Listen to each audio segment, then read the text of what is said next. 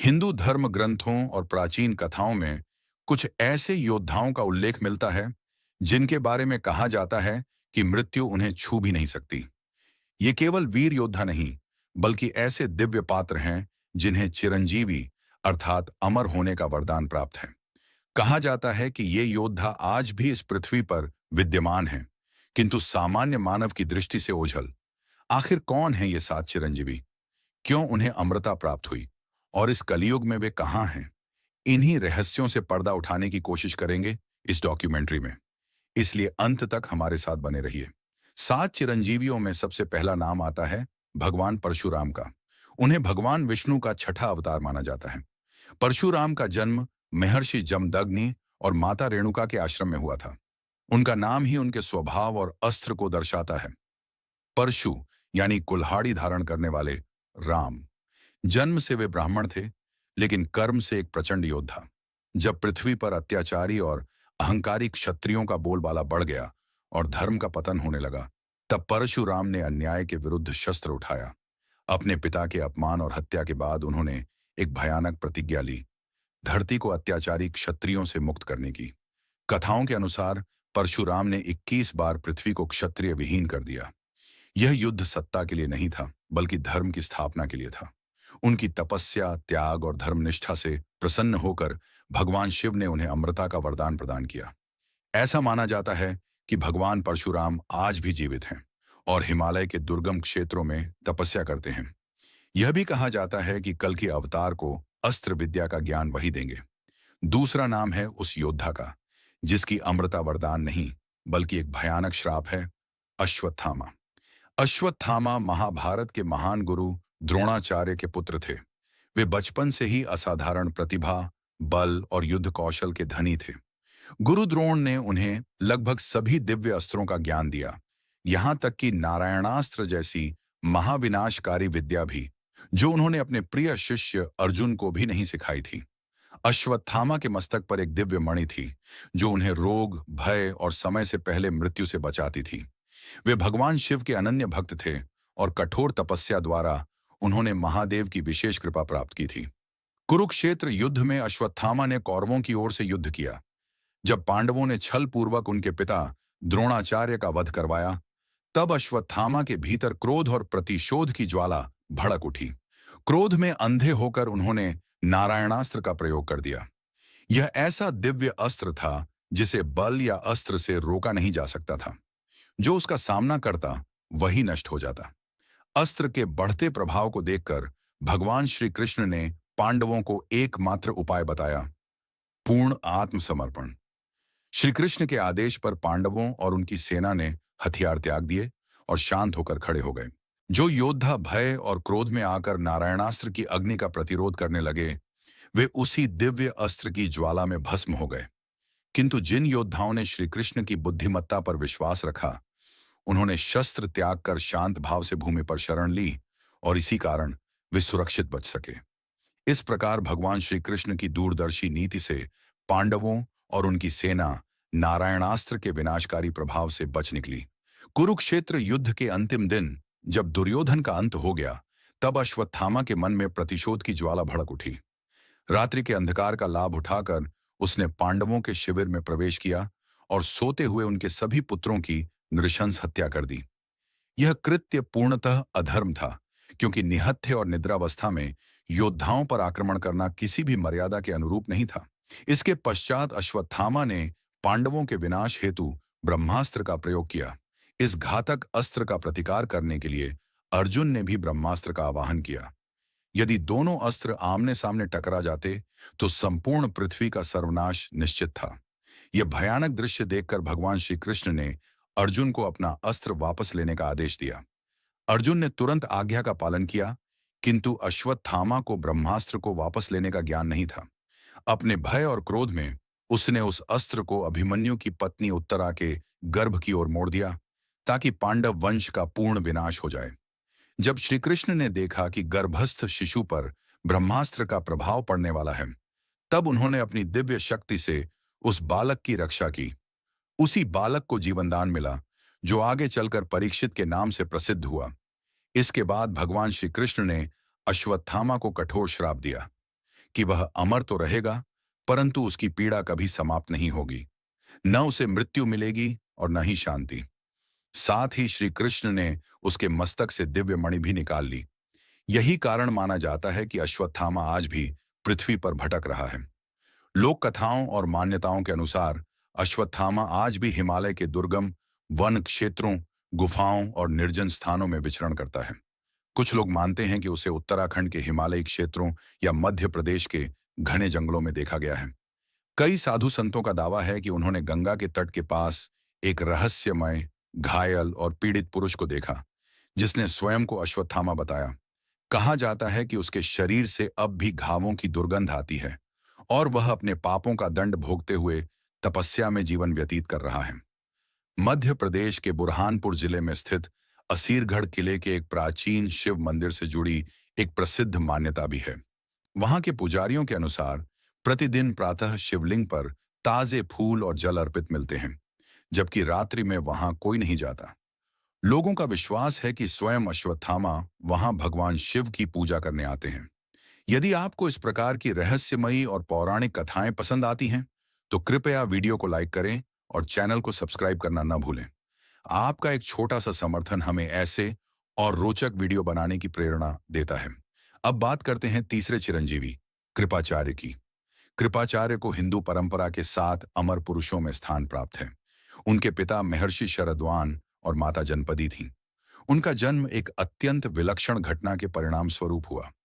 जब महर्षि शरद्वान कठोर तपस्या में लीन थे, तब इंद्रदेव ने उनकी साधना भंग करने के लिए एक अप्सरा को भेजा। तपस्या भंग होने पर उनके धनुष से 2 संतानें उत्पन्न हुईं, एक पुत्र और एक पुत्री। पुत्र का नाम कृपा रखा गया और पुत्री का नाम कृपी। बाद में हस्तिनापुर के राजा शांतनु ने दोनों को अपनाया और उनका पालन पोषण राज परिवार के सदस्यों की तरह किया। कृपा आगे चलकर कृपाचार्य कहलाए और एक महान गुरु के रूप में प्रसिद्ध हुए। उन्होंने न केवल शस्त्र विद्या बल्कि नीति, धर्म और आचार की शिक्षा भी दी। कृपाचार्य पांडवों और कौरवों दोनों के आचार्य थे। महाभारत के महासंग्राम में उन्होंने कौरव पक्ष का समर्थन किया, किंतु युद्ध के पश्चात भी वे धर्म और संतुलन के प्रतीक बने रहे। कौरवों की ओर से युद्ध में सम्मिलित होने के बावजूद उन्होंने जीवन भर धर्म का मार्ग नहीं छोड़ा, अन्याय का साथ कभी नहीं दिया और अपने कर्तव्यों का पालन निष्पक्ष भाव से किया। उनकी इसी धर्मनिष्ठा से प्रसन्न होकर भगवान श्री कृष्ण ने उन्हें अमृतत्व का वर प्रदान किया। कुरुक्षेत्र का महासंग्राम समाप्त होने के बाद जब कौरव पक्ष का पूर्णतः विनाश हो चुका था, तब जो गिने चुने योद्धा जीवित बचे थे, उनमें कृपाचार्य प्रमुख थे। चिरंजीवी होने के कारण वे आज भी इस पृथ्वी पर विद्यमान माने जाते हैं। पुराणों में उल्लेख मिलता है कि कृपाचार्य वर्तमान काल में भी तपस्वी आशियों के साथ निवास करते हैं और समाज में धर्म, नीति और शिक्षा का प्रचार प्रसार करते रहते हैं। अब बात करते हैं चौथे चिरंजीवी की, महर्षि वेदव्यास। महर्षि वेदव्यास भारतीय संस्कृति और सनातन परंपरा के सबसे महान ऋषियों में गिने जाते हैं। उनका जन्म द्वापर युग में हुआ था। वे महर्षि पराशर और माता सत्यवती के पुत्र थे। वेदव्यास जी ने वेदों को 4 भागों ऋग्वेद, यजुर्वेद, सामवेद और अथर्ववेद में विभाजित किया, जिससे सामान्य जन के लिए उनका अध्ययन सरल हो सका। इतना ही नहीं, उन्होंने महाभारत जैसे विशाल महाकाव्य की रचना की, जो धर्म, कर्म और जीवन दर्शन का अद्भुत ग्रंथ है। उनकी तपस्या और ज्ञान से प्रसन्न होकर उनके पिता अर्षि पराशर ने उन्हें अमृतत्व का वरदान दिया था। कहा जाता है कि वे दिव्य दृष्टि से भूत, वर्तमान और भविष्य तीनों को देखने की क्षमता रखते थे। राजा बलि महर्षि प्रहलाद के वंशज थे और एक अत्यंत दानी, न्यायप्रिय और भक्त राजा के रूप में प्रसिद्ध थे। अपनी शक्ति और भक्ति के बल पर उन्होंने पृथ्वी, स्वर्ग और पाताल तीनों लोकों पर अधिकार कर लिया था। यहां तक कि इंद्रलोक भी उनके अधीन आ गया। इससे देवताओं में भय उत्पन्न हो गया और उन्होंने भगवान विष्णु से रक्षा की प्रार्थना की। देवताओं की रक्षा हेतु भगवान विष्णु ने वामन अवतार धारण किया और एक ब्राह्मण बालक के रूप में राजा बलि के यज्ञ में पहुंचे। राजा बलि ने उनका आदर सत्कार किया। वामन भगवान ने उनसे केवल 3 पग भूमि का दान मांगा। यद्यपि गुरु शुक्राचार्य ने बलि को सचेत किया कि यह साधारण ब्राह्मण नहीं, स्वयं विष्णु है, फिर भी बलि ने अपने वचन को सर्वोपरि मानते हुए दान देने का निर्णय लिया। इसके बाद वामन भगवान ने विराट रूप धारण किया। पहले चरण में उन्होंने पूरी पृथ्वी को नाप लिया, दूसरे चरण में स्वर्गलोक को। तीसरे चरण के लिए जब कुछ शेष न बचा, तब राजा बलि ने अपना सिर आगे कर दिया। बलि के इस त्याग, समर्पण और वचन पालन से भगवान विष्णु अत्यंत प्रसन्न हुए। उन्होंने बलि को पाताल लोक का अधिपति बनाया और उन्हें चिरंजीवी होने का आशीर्वाद दिया। विभीषण लंका नरेश रावण के छोटे भाई थे। राक्षस कुल में जन्म लेने के बावजूद उन्होंने सदा धर्म और सत्य का मार्ग चुना। जब रावण ने माता सीता का हरण किया, तब विभीषण ने उसे कई बार समझाने का प्रयास किया, लेकिन रावण ने उनकी बात नहीं मानी। अंततः विभीषण ने यह समझ लिया कि अधर्म का साथ देना विनाश का कारण बनेगा। इसलिए उन्होंने भगवान श्री राम की शरण ली। उनकी निष्ठा और सच्चाई से प्रसन्न होकर श्री राम ने उन्हें अपना संरक्षण दिया।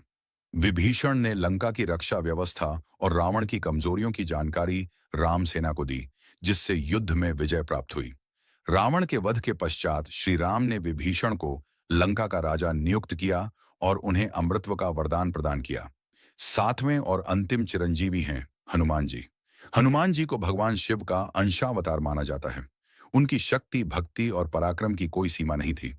कहा जाता है कि वे अकेले ही पूरे युद्ध का परिणाम बदल सकते थे। रामायण के युद्ध में उन्होंने असंख्य शक्तिशाली राक्षसों का संहार किया। माता सीता की खोज कर उन्होंने प्रभु राम का संदेश लंका में पहुंचाया। लंका दहन कर उन्होंने रावण के अहंकार को चूर चूर कर दिया। जब युद्ध के दौरान लक्ष्मण मूर्छित हो गए, तब हनुमान जी ही संजीवनी पर्वत उठाकर लाए और उनका प्राण बचाया। उनकी भक्ति से प्रसन्न होकर भगवान राम ने उन्हें अमृतत्व का आशीर्वाद दिया। जब लंका की अशोक वाटिका में श्री राम के परम भक्त महावीर हनुमान माता जानकी से मिले थे, तब उन्होंने प्रभु श्री राम की मुद्रिका और उनका संदेश सौंपा। उस क्षण हनुमान जी की निष्ठा, निर्भीकता और अटूट भक्ति से माता सीता अत्यंत प्रसन्न हुई और उन्हें अमृतत्व का आशीर्वाद प्रदान किया। कालांतर में जब प्रभु श्री राम ने अपना अवतार पूर्ण कर वैकुंठ धाम लौटने का निश्चय किया, तब पवन पुत्र हनुमान ने करुण स्वर में कहा, प्रभु, यदि आप चले जाएंगे तो इस संसार में मेरा क्या प्रयोजन रहेगा? मुझे भी अपने साथ ले चलिए। तब मर्यादा पुरुषोत्तम श्री राम ने स्नेहपूर्वक उत्तर दिया, हे हनुमान, तुम्हारा कार्य अभी समाप्त नहीं हुआ है। तुम्हें कलयुग तक पृथ्वी पर रहना होगा। जब अधर्म अपनी सीमाएं तोड़ देगा और मेरे भक्त संकट में होंगे, तब तुम्हारी शक्ति और भक्ति की आवश्यकता पड़ेगी। अपने आराध्य के वचनों को कौन टाल सकता था? बजरंगबली ने शीश झुकाकर कहा, प्रभु, मैं आपके आदेश का पालन करूंगा। जब तक कलयुग रहेगा, मैं इस धरती पर उपस्थित रहूंगा। जहां जहां आपके नाम का जाप होगा, वहां मैं क्षण मात्र में पहुंच जाऊंगा। अयोध्या मेरी आत्मा है और आपके भक्तों की रक्षा मेरा सर्वोच्च धर्म। मान्यता है कि हनुमान जी आज भी हिमालय क्षेत्र के दिव्य गंधमादन पर्वत के आसपास वास करते हैं। परंतु सत्य यह है कि जहां कहीं भी राम नाम की गूंज होती है, वहां वे सूक्ष्म रूप में उपस्थित होकर भक्तों की सहायता करते हैं। भविष्य में जब कलयुग अपने सबसे अंधकारमय चरण में प्रवेश करेगा, तब अधर्म के विनाश हेतु भगवान विष्णु स्वयं कल की अवतार में प्रकट होंगे। उस महायुद्ध में सातों चिरंजीवी, विशेष रूप से महावीर हनुमान, भगवान कल्कि के साथ मिलकर कली की शक्तियों का अंत करेंगे। आज का मानव धीरे धीरे अपने सनातन मूल्यों और धर्म के वास्तविक ज्ञान से दूर होता जा रहा है। हमारा उद्देश्य है कि सनातन धर्म की यह दिव्य विरासत हर व्यक्ति तक पहुंचे और उसका प्रकाश फिर से समाज को मार्ग दिखाए। यदि आप भी इस धर्म यात्रा का हिस्सा बनना चाहते हैं, तो हमारे चैनल को सब्सक्राइब करें, ताकि आने वाली हर आध्यात्मिक जानकारी आप तक पहुंचती रहे। कमेंट में जय बजरंगबली अवश्य लिखें, जिससे पवन पुत्र हनुमान की कृपा सदैव आप और आपके परिवार पर बनी रहे।